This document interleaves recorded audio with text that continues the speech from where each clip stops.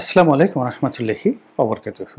সম্মানিত দর্শক, এখানে শিরোনামে ডক্টর মোহাম্মদ ইউনূসের যে নৌকার কথা বলা হয়েছে, এই নৌকার সঙ্গে আওয়ামী লীগের নৌকার কোনো সম্পর্ক নেই। মানে আওয়ামী লীগ যে রাজনৈতিক প্রতীক হিসেবে বা তার দলীয় প্রতীক হিসেবে যে নৌকাটি ব্যবহার করেন, এই শিরোনামের সঙ্গে এই নৌকার কোনো যোগাযোগ নেই। এক, এই শিরোনাম দ্বারা আমি কখনো বোঝাতে চাইনি বা বোঝাতে চাইব না যে ডক্টর মোহাম্মদ ইউনূসের সঙ্গে শেখ হাসিনার কোনো যোগাযোগ বা নৌকা প্রতীকের সঙ্গে তার কোনো দুর্বলতা বা সম্পর্ক বা আগামীতে আওয়ামী লীগের রাজনীতি বা ভারতের রাজনীতির সঙ্গে তার কোনো সম্পর্ক আছে, কিংবা এই নৌকা বলতে আমি আবহমান বাংলার যে নৌকা সেটাকে বোঝাতে চাচ্ছি না। আমি আসলে নৌকা বলতে ইউনিভার্সাল যে বোট বা সারা দুনিয়াতে নৌকা বলতে যা কিছু বোঝানো হয় সেই নৌকাটিকে বোঝানোর চেষ্টা করছি রূপক অর্থে। এটিকে আপনি আরবিতে বলতে পারেন সাহারা, অর্থাৎ আশ্রয়। মানুষ যখন তার সেই যাকে বলা হয় জলে স্থলে অন্তরিক্ষে, তো যখন মানুষ স্থলপথে হাঁটে, মানুষের সাহারা তার একমাত্র আশ্রয়, সবচেয়ে উত্তম এবং সহজলভ্য আশ্রয় হলো তার দুটো পা। আপনি যখন হাঁটাহাঁটি করবেন, আপনার গাড়ি থাকতে পারে, বাড়ি থাকতে পারে, অন্য যে কোনো বাহন থাকতে পারে, এটা সেকেন্ডারি বা আরও অনেক কিছু হতে পারে, কিন্তু সত্যিকার অর্থে সাহারা বলতে জমিনে আপনার একমাত্র সাহারা হলো আপনার শক্তিশালী দুটো পা। যার পা নেই তার কোনো আশ্রয় নেই এই জমিনে, যত কিছু থাকুক না কেন। তাহলে জলে মানে স্থলের সাহারা হলো পা, আর জলে পৃথিবীর যে বিরাট অংশ জল, তো সেই জলের মধ্যে যখন মানুষ পড়ে যায় তখন তার একমাত্র আশ্রয় হলো নৌকা। সে আদিকাল থেকে। আপনারা অবাক হয়ে যাবেন যে একটা সময় চামড়ার নৌকা ছিল, চামড়া দিয়ে তৈরি করা হতো নৌকা, এবং পৃথিবীতে বাহন হিসেবে এই চাকা বা অন্য যে কোনো বাহন তৈরি করার আগে মানুষ এই সমুদ্রে চলাচল করার জন্য, খাল বিলে চলাচল করার জন্য তারা নৌকা আবিষ্কার করেছিল সবার আগে, পৃথিবীর প্রাচীনতম বাহন। চিন্তা করুন, হজরত আদম আলাইহিস সালামের খুব অল্প পরে কাছাকাছি সবচেয়ে বিখ্যাত নবী তিনি হলেন হজরত নূহ আলাইহিস সালাম, যিনি ৯৫০ বছর আয়ুষ্কাল পেয়েছিলেন।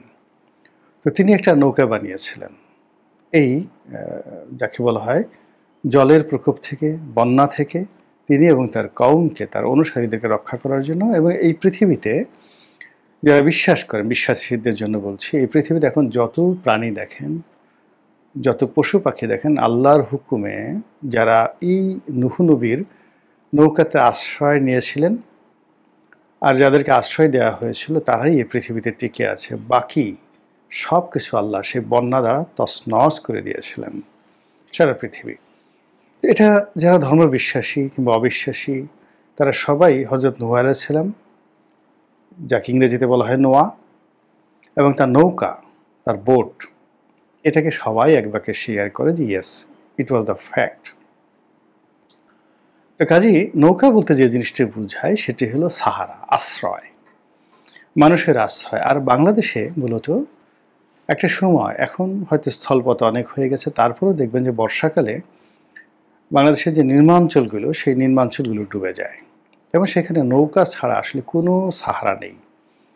আপনি কিশোরগঞ্জ যান, জামালপুর যান, শস্যাবাড়ি যান, পদ্মার অববাহিকা, মেঘনা, যমুনা, ধলেশ্বরী, তিস্তার অববাহিকা, সব জায়গাতে মানে সেটা যে কোনো আঙ্গিকে হোক, ভেলা হোক, ডোঙ্গা হোক, নৌকা হোক, স্পিডবোট হোক, এটা ছাড়া মানুষের আর কোনো আশ্রয় থাকে না। এবং বেশিরভাগ মানুষ নৌকা ছাড়া আসলে অন্য কোনো কিছু কল্পনাই করতে পারে না এই বাংলাতে। আর ৭০-এর দশকে তো মানে এটা নৌকা বলতেই সব। আর এই কারণে কী হলো, আওয়ামী লীগ এবং তাদের যে প্রতীক নৌকা, এই নৌকাটাকে আপনি অন্ততপক্ষে কিয়ামত পর্যন্ত আপনাকে বন্ধ করতে পারবেন না। নৌকা যে শব্দটি, এটা পৃথিবীর শুরু থেকে একদম শেষ পর্যন্ত সবসময় ছিল এবং এখনও আছে এবং থাকবে। এবং পৃথিবী যেহেতু ৪ ভাগের ৩ ভাগ জলভূমি। এখন সেই জলভূমিতে আপনি প্রমোত্তরী ধরেন, যুদ্ধজাহাজ ধরেন, সাবমেরিন ধরেন, স্পিড বোট, গানশিপ, গান বোট, কন্টেনার ভ্যাসেল, যা কিছুই ধরেন না কেন, মানে আসলে তো এগুলো নৌকা। তো সেই নৌকা বা আশ্রয় যার দ্বারা পৃথিবীর মানে 10/9 পণ্য পরিবহন হয়, এবং এখনো পর্যন্ত যাত্রী এবং পণ্য পরিবহনে নৌকার ধারের কাছে কোনো বাহন তৈরি হয়নি। মানে 90% আমাদের যে জনগণের যাতায়াত এবং পণ্য পরিবহন সারা দুনিয়াতে এই নৌপথে হয়ে থাকে, আর সেটার বাহন হলো নৌকা। তো সেই নৌকা আওয়ামী লীগের প্রতীক, এটা এখানে আর বললাম না। এবং এটা মানুষের হৃদয়ের মধ্যে, শরীরের মধ্যে, মনের মধ্যে, মস্তিষ্কের মধ্যে এমনভাবে ঢুকে আছে যে আপনি আওয়ামী লীগের শত গালাগালি করতে পারেন, কিন্তু নৌকা বের করতে পারবেন না। বা এই যে নৌকা নৌকা নৌকা, ধানের শীষ, লাঙল লাঙল, চিন্তা করেন তো নৌকা যেভাবে উঠে বাংলা ভাষায়, এটা অন্য কোনোভাবে পাবেন না। তো ডক্টর মোহাম্মদ ইউনূসের নৌকা মানে আসলে আমি বোঝাতে চাচ্ছি যে ডক্টর মোহাম্মদ ইউনূসের একটা আশ্রয় ছিল, একটা তাঁবু ছিল, বা তার একটা বাহন ছিল, বা তাকে কেন্দ্র করে যে একটা বলয় ছিল, এটাকে আমি আসলে নৌকায় বোঝাতে চেয়েছি। তো ডক্টর মোহাম্মদ সেই ইউনূসকে কেন্দ্র করে তার সাহারাতে, তার আশ্রয়ে 2009 সন থেকে বিরাট একটা গ্রুপ দেশের বাইরে প্রকাশ্যে কাজ করছিলেন। বুদ্ধিজীবীদের একটা অংশ, এনজিওদের প্রায় সবই, বাংলাদেশের বড় বড় এনজিও ধরেন ব্রাক, তারপর শেষে গণস্বাস্থ্য, প্রায় সবাই, আওয়ামী লীগের কিছু যেমন পরিষ্কার টরিষ্কার ছিল, এগুলো আসলে পরবর্তীতে আর টিকেনি, কিন্তু যারা টিকে আছে এখনো পর্যন্ত, যারা প্রকাশ্যে ফিল্ড লেভেলে কাজ করে তারা, এবং যারা এদের জন্য ফান্ড রেজ করে, বিদেশ থেকে ফান্ড রেজ করে, এরকম 2-3টা কোম্পানি রয়েছে বা 2টো এনজিও রয়েছে যারা নিজেরা মূলত ম্যান পাওয়ার নিয়োগ করে না। তারা ব্র্যাকের জন্য, গ্রামীণ ব্যাংকের জন্য, আসার জন্য তারা বিদেশ থেকে ফান্ড এনে দেয়। এবং এই লাইনের সবচেয়ে বড় কোম্পানি যিনি, মানে যে প্রতিষ্ঠানটি যিনি পরিচালনা করেন, তিনি হলেন ডেইলি স্টারের যে সম্পাদক মিস্টার মাহফুজ আনাম, তার স্ত্রী শাহিন আনাম। শাহিন আনাম হলেন এই এনজিওদের যে অর্থ আসে, সেই অর্থগুলো তার প্রতিষ্ঠানের মাধ্যমে আসে, এবং তিনি ওই বিদেশি দাতা সংস্থাদের পরামর্শে এই অর্থগুলো ডিস্ট্রিবিউট করেন।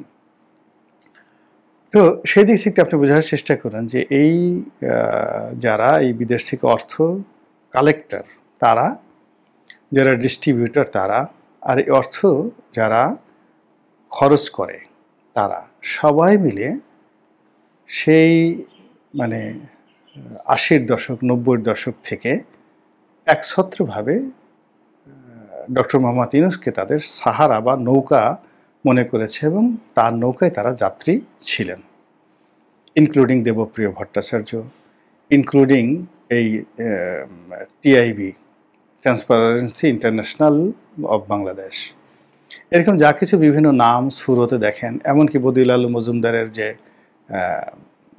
প্রতিষ্ঠান সেইগুলো, এই সবেরই যা বিদেশে টাকা আছে, বেলার সেই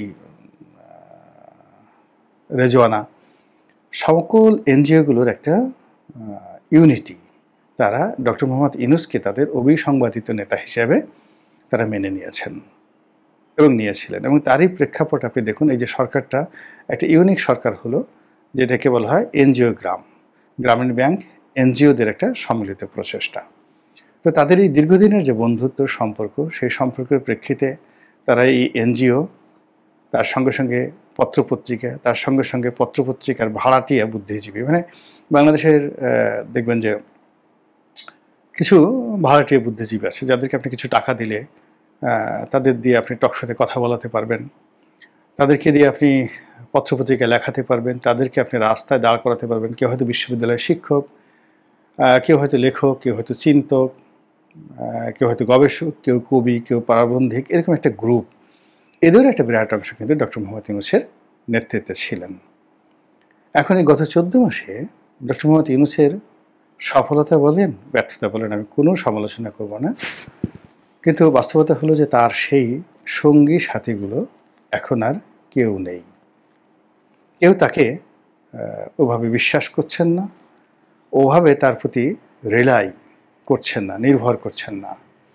আর তার নেতৃত্বে এই সাগর পাড়ি দেওয়ার, অর্থাৎ যেভাবে অতীতে তারা তার নৌকার যাত্রী হয়ে বিপদসংকুল পথ অতিক্রম করার স্বপ্ন দেখত, এখন সেই স্বপ্ন ধূলিসাৎ হয়ে টপাটপ করে নৌকা যেভাবে ফুটো হয়ে গেলে মানুষ লাফিয়ে পড়ে। কোনো কারণে নৌকা ফুটো হয়ে গেছে, আপনি টের পেলেন, আপনি কি করবেন? সাঁতার না জানলেও আপনি লাফ দিবেন। তো এরকম একটা অবস্থা অনেকের ক্ষেত্রে হয়ে গেছে। এবং এই কথাটি ডক্টর মোহাম্মদ ইউনূস নুরুল কবির সাহেবের সঙ্গে খুব খোলামেলা বলেছেন। নুরুল কবির সাহেব সাংবাদিক, তিনি একটা সাক্ষাৎকারে যখন তাকে জিজ্ঞাসা করলেন যে আপনার বন্ধুবান্ধবরা আপনার সম্পর্কে কি বলে বা তারা কি যোগাযোগ করে, তো তিনি বললেন যে না, তারা আমাকে এখন আর বিশ্বাস করে না। তারা সেই অতীতে আমি যে পার্টি করেছিলাম, রাজনৈতিক দল করেছিলাম, তখন তারা সবাই এসেছিলেন। তো তাদের সাথে পরামর্শ না করে, কথাবার্তা না বলে আমি যেভাবে পার্টিটা ব্যান্ড করেছিলাম, এটা তারা খুব মাইন্ড করেছে, বলে যে এ লোক অস্থির, যে কোনো সময় আমাদেরকে ছেড়ে চলে যেতে পারে, কাজেই এর সঙ্গে আর আমরা জড়াবো না। এ কথা দেখুন অনেক আগে কিন্তু তিনি বলেছিলেন। তো সেটা তার একেবারে পরীক্ষিত পূর্বেকার বন্ধু, তার সমবয়সী। আর আমি এখন যাদের কথা বললাম তাদের মধ্যে দেখা গেল যে 30 বছর বয়সের বা তার নিচের হাসনাত সার্জিস থেকে শুরু করে একেবারে আলিমা মজুমদার পর্যন্ত ওনাদের মতো মানুষ এর মধ্যে আছেন, জাস্ট একটা উদাহরণ হিসেবে বললাম। কিন্তু কেউ আর তাকে সেই আজ থেকে 14 মাস আগে বা শেখ হাসিনার জামানাতে তাকে যেভাবে নেতা মেনেছিলেন এবং যেভাবে তার নৌকাকে সাহারা হিসেবে, আশ্রয় হিসেবে ধ্যান জ্ঞান করেছেন, এখন আর সেটা করছেন না, বরং সবাই টপাটপ করে নৌকা থেকে নেমে পড়েছেন। ফলে তিনি অনেকটা নিঃসঙ্গ, তিনি নীরব, এবং তার ওইরকম কোনো রা নেই। এবং যত সময় ঘনিয়ে আসছে, মানে নির্বাচনের তার যে একটা টার্গেটেড সময় আসছে, সেটা ফেব্রুয়ারি মাস হোক, তো বা সেটার তফসিল ঘোষণা যদি ডিসেম্বরে হয়, তাহলে আমাদের হাতে মাত্র 1 মাস বা 1.5 মাস সময় আছে। নির্বাচনের তফসিল ঘোষণা করার সঙ্গে সঙ্গে পুরো ক্ষমতাটা চলে যাবে নির্বাচন কমিশনের হাতে, আর মাঠঘাট চলে যাবে রাজনৈতিক নেতৃবৃন্দের হাতে। আর আইনশৃঙ্খলা রক্ষাকারী বাহিনী, রাষ্ট্রযন্ত্র এমনভাবে অ্যাক্ট করবে যে ডক্টর মোহাম্মদ ইউনূস নামে একজন লোক যে আছেন, ওটা ওই সময়টাতে কেউ স্মরণ করতে চাইবেন না। বাস্তবতার কথা বলি, 2014 সনে যে অ্যামেন্ডমেন্ট করা হলো পার্লামেন্ট সংবিধানে, সেই অ্যামেন্ডমেন্ট অনুযায়ী একটা পার্লামেন্ট বহাল আছে, তারপরে আরেকটা পার্লামেন্ট নির্বাচন হচ্ছে। তো আমরা যারা 9th পার্লামেন্টের সংসদ সদস্য ছিলাম, তো যখন নির্বাচন হচ্ছিল, সেই বিনা প্রতিদ্বন্দ্বিতার নির্বাচন ছিল, তখন কিন্তু আমরা সংসদ সদস্য। তো যেদিন এই সময়টা, অর্থাৎ নির্বাচনের তফসিল ঘোষণা যেদিন হলো, সেই দিন থেকে যেদিন নতুন এমপিরা শপথ নিলেন, তখনও বাংলাদেশের 2 সেট এমপি। কিন্তু ওই যে সাবেক যারা নির্বাচিত এমপি, মানে তারা যে জীবিত, মৃত বা তারা যে আছে, এটা আমরা যারা ছিলাম বিশ্বাস করেন আমাদেরকে কেউ খোঁজ খবর করেনি। এটাই বাস্তবতা। তফসিল ঘোষণা করার সঙ্গে সঙ্গেই যমুনার যে গুরুত্ব, এটা সঙ্গে সঙ্গে শূন্য হয়ে যাবে। তো এই শূন্যতার যে সময়টি, সেই সময়টি আর মাত্র 1 মাস থেকে 1.5 মাস। কাজেই ডক্টর মোহাম্মদ ইউনূসের যে নৌকা, সেই নৌকা কিন্তু একেবারে তীরে এসে গেছে। আর যে কজন যাত্রী এখনও পর্যন্ত তার নৌকাতে আছে, সেই তীরে এসে তারা যদি হুড়োহুড়ি করেন নৌকা থেকে লাফিয়ে পড়ার জন্য, নেমে যাওয়ার জন্য, তাহলে নির্ঘাত সেই নৌকা ডুববে। তবে কিভাবে ডুববে সেটা আমি বলতে পারবো না। যদি নৌকা ডুবার মতো কোনো ঘটনা ঘটে, তাহলে আপনারা সবাই সেটা দেখতে পাবেন। মহান আল্লাহ আমাদের সবাইকে হেদায়েত দান করুন, হেফাজত করুন। আসসালামু আলাইকুম ওয়া রাহমাতুল্লাহি ওয়া বারাকাতুহু।